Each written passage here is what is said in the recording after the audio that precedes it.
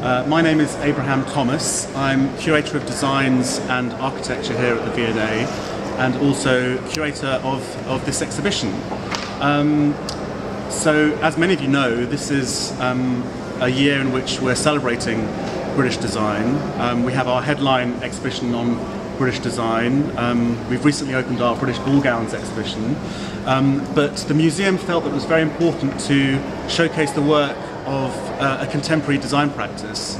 And so we decided to showcase the work of Thomas Heatherwick and his studio, and Thomas is here with us today, to really showcase the work of a relatively young practice. This certainly isn't a sort of end-of-career retrospective. We wanted to showcase the work of a design practice at a very interesting point in their career. When we started working on this exhibition, the studio had just launched their very successful UK pavilion at the Shanghai Expo in 2010, for which we have a number of objects just behind you over there.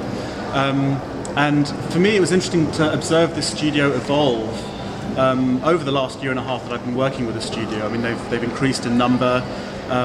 Post-Shanghai, they're working on a number of larger urban planning projects. And so for me it was interesting to bring together these objects and these projects which sort of span those disciplines within design. And I think personally for me as a curator, I think why we felt that the Heatherwick Studio's work was appropriate to the V&A was because of this idea of being nimble between design disciplines. I mean, I would say it's probably not accurate to say that it's about multiple disciplines. It's really about one discipline, and that's three-dimensionality and form making.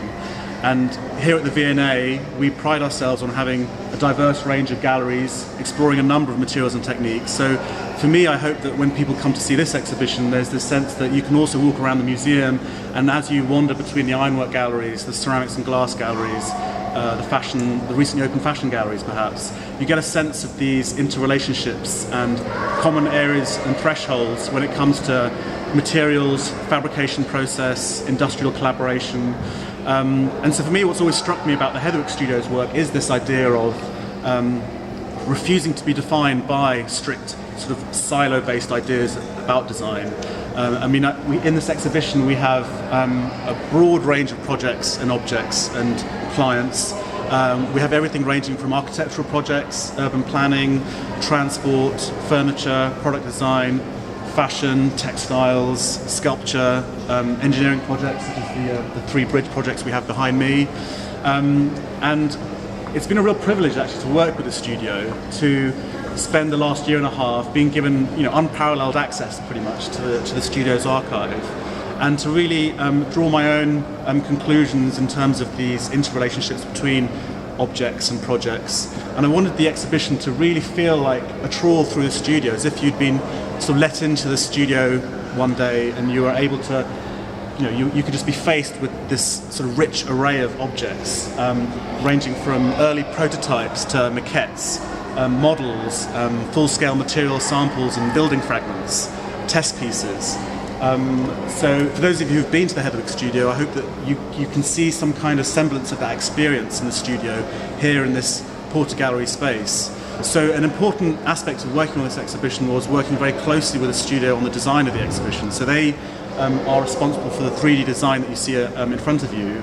And what I think is really nice about the design is the fact that there is no design. There's no conventional design exhibition build.